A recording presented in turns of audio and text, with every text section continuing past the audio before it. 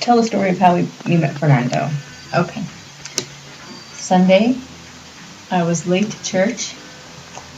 It was a windy day. 2 buses passed me by, didn't stop to pick me up. I'm walking and go around the corner, and 2 very nice, handsome men who were heading to my ward said, "Hermana, do you want to ride?" I said, "Oh, of course." There's always somebody nice who will often pick me up if I look pathetic enough. Pathetic. They're asking me questions, my name, what I'm doing, blah, blah, blah, blah, blah. And I said, "Yes, I'm married, I have kids." That's how I met Fernando and his brother.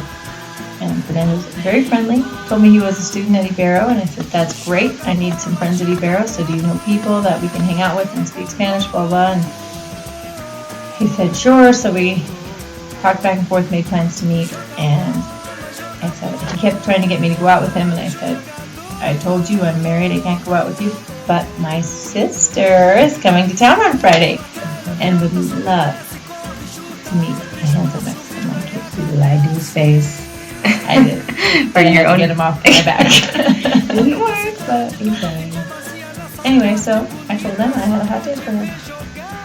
And I know it was. So it can't just be me, you, and one other boy, like a double date. It has to be a group, so I'm not on a date with somebody, blah, blah, blah. So we'll just go as a group. It'll be fun. Bring them all. Pick us up at 8 o'clock. But then I got to thinking that he could drive us to Cholula and the other places we want to go to save on taxi money and whatever. And so just come and pick us up at 4:15. Well, we decided to sneak off to Cholula a little bit early, and so I texted him and said, "Let's bump it to 6." And he said, "Okay, no problem." And then at 4:15 he calls and said, "I'm on my way to your house." I said, "We are in Cholula. We are not at the house." And he said, "Oh, I'm with my friend. We have plenty of free time. We'll just wait for you." It's a, 20-minute bus ride at least. At least, yeah. From Cholula. So we're going to show up at home, and there's going to be 2 guys ready to go out on the town. But yeah, so we introduced him ourselves, and I thought he looked like a Mexican version of my oldest brother, Damien. So right off the bat, I'm like, "Hi, Damien." While she was in the shower, Emma doesn't know this, I let them listen to her song on my iPod. Yeah. Because I said she's very shy. But Alejandro and Fernando were so friendly, so talkative, so nice about everything. The plan was originally we were going to leave at 8 so we could have dinner and go dancing at a reasonable hour. But at 6 o'clock, you don't eat dinner and go dancing. You go to your cousin's wedding reception. That's what Fernando kept suggesting. We'll go to my cousin's wedding reception. There's dancing, there's food, and nobody really wanted to go there. It's weird. So we finally came to the agreement that we would go to the wedding reception for a little while. Apparently you mentioned something about caramel apple. But I'd seen apples with sticks in them. I thought they were covered with chili powder. I don't know what they were. So I asked if they had caramel apples here. And they said yes. Of course we do. Especially this time of year, Halloween. So immediately, they said, "You want to buy some right now?" That's why the caramel apples came up. I didn't know that conversation happened. All I know is that the last thing I understood that was said was, "Oh, okay, we're going to go to the wedding and a coffee shop." And so, okay, then all of a sudden we pulled into a shopping mall. The wedding in the shopping mall? And I was very confused. As was I. Yeah, as was Fernando. Yeah, so we just kept, I just walked in and I saw the Italian coffee house and I'm like, oh, okay, maybe they wanted to do coffee first. But Alejandro just took off walking like way down the mall, didn't look back, just booked it to the bed. Really determined, in a hurry. Called him, didn't answer. Yeah. Fernando called him again. He did answer. And Fernando said, "Where are you?" And he said, "I'm in the bathroom." This had been 15 minutes at least. Maybe 20 that we waited. And then finally we decided to go look in the bathroom. Nowhere in sight. The guy was gone. His car was still in the parking lot because he didn't like us, or that because you said you didn't particularly like the Yankees. I didn't say I didn't like the Yankees. I just said I wasn't cheering for the Yankees, but I like baseball in general, so it doesn't really matter. This is my guess. I think Fernando said there's going to be a bunch of American girls, one for everybody or more. And when he gets there, there's a girl who's already kind of supposed to be Fernando's date, and me, who's married and not available, just there along for the ride. And so my guess is that he realized there is nothing in this for me. Yeah. I don't want to go to some cousin's wedding that I don't know, and this is lame, and I'm out of here. Maybe we should just stay at this restaurant. There's like a live music restaurant. Like, we'll just stay for that and get a taxi home. But Fernando was like, taxi, we're gonna go to the wedding, okay? Come on.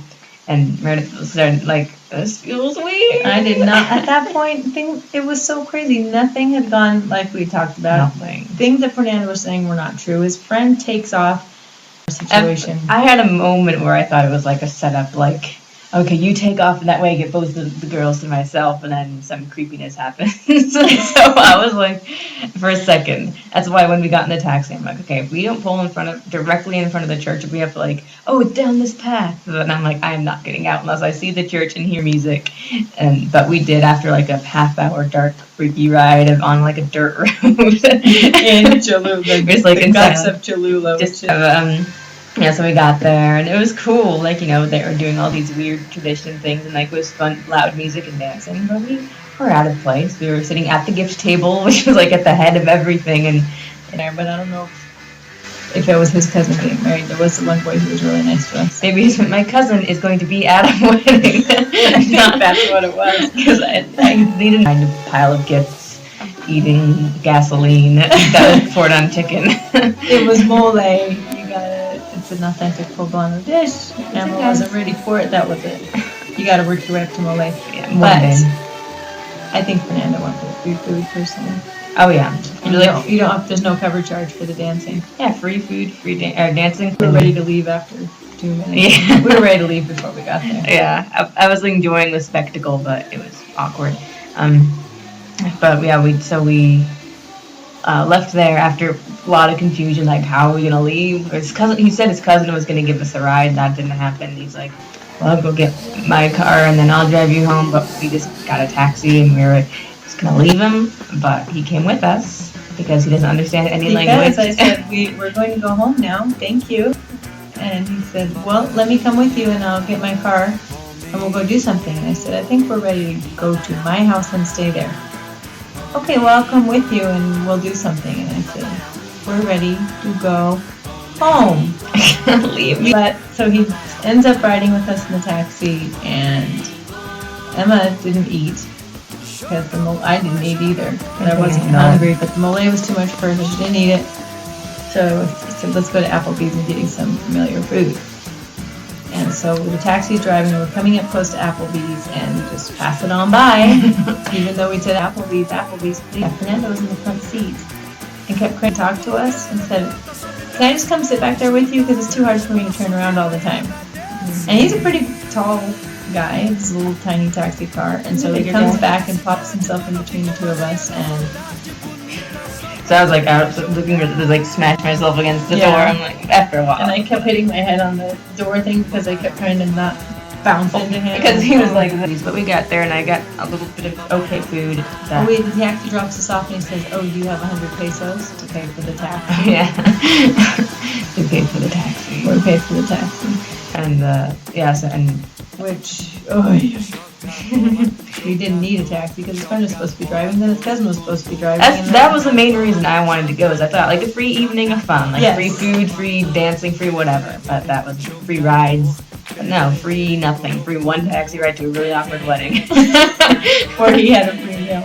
Yeah. And then danced with somebody else. Yeah, but at Applebee's I ate and they did some intense Spanish lessons. They played a game where like one of them says something in Spanish and the other one had a chant. Like phrases from this book. Yeah, from my $2 book that had phrases about telegrams. I know how to send a telegram. Yeah. And it's for the long distance operator. That was the benefit, is that she got lots of Spanish. And I was thrilled. I was giddy because by the end of the night I was really speaking a lot more. So we're walking home and all of a sudden we get halfway to my house and he says, well, in our neighborhood, I put it says, I'm leaving now. Someone's picking me up on the corner. Okay. It's been fun. He was ready to go. Thanks for nothing. And he ordered a drink at dinner. And when the check came, he kept saying, do you know how to use money? Do you know how to use money here? I use it to pay for things, right? I matched the email. I said, no, do you know how to use the money? Yes. And I'm paying for your drink, apparently. Did we invite him? He invited us and wouldn't leave us alone. Did we? I probably said you're welcome to come along with us. I don't know. I don't remember. I didn't say anything. I just said, Adios. Yeah, after discovering many lies that he's a lawyer, I guess maybe he had a reason for studying law, so he get himself out of trouble. I don't know if he's a lawyer. I think he sells drugs or something. We're gonna find out. He just is infatuated with American girls. He would like to marry one. Bev and I were sitting talking. He would just look at us and smile like he just wanted to eat us up. And so that's Fernando. He's an interesting fellow. He's very polite. I got cake So, and I bought my own dinner. yes. And I bought Fernando's drink and our taxi. Mm-hmm. Thank you, Fernando. What an adventure. You are a charming senor. Hold on. What's that? Less offensive than senor. A senor. Old man.